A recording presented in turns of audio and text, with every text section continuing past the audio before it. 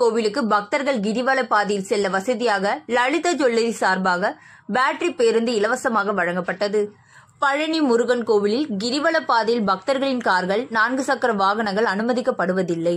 கிரிவல பாதையில் உள்ள ரோப்கார் நிலையம், விண்ட்ரி நிலையம், பாத விநாயகர் கோவில் மற்றும் பிற கோவிலுக்கு பக்தர்கள் சென்று வர வசதியாக கோவில் நிர்வாக பேட்டரி கார்களை இயக்கி வருகிறது. மூத்த குடிமக்கள், குழந்தைகள், மாற்றுத்திறனாளிகள் பேட்டரி வாகனத்தில் ஏறி கிரிவல பாதையில் எளிதாக சென்று வருகின்றனர். இந்த நிலையில் சென்னை லலிதா ஜுவல்லரி சார்பில் 23 பேர் அமர்ந்து செல்லும் வகையில் பேட்டரி வாகனம் நன்கொடையாக வழங்கப்பட்டது. பழனி அடிவாரம் அருள்மிகு பாத விநாயகர் கோவில் முன்பு பேட்டரி வாகனத்துக்கு பூஜை செய்யப்பட்டு பக்தர்கள் வசதிக்காக இயக்கப்பட்டது. இதன் மூலம் பழனி முருகர் கோவிலில் பக்தர்கள் வசதிக்காக இயக்கப்படும் பேட்டரி வாகனங்களின் எண்ணிக்கை 34ஆக உயர்ந்துள்ளது.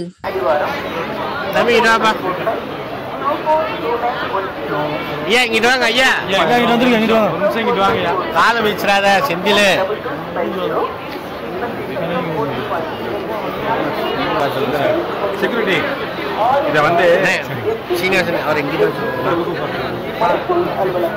இந்த பக்கம் உட்காரணும்.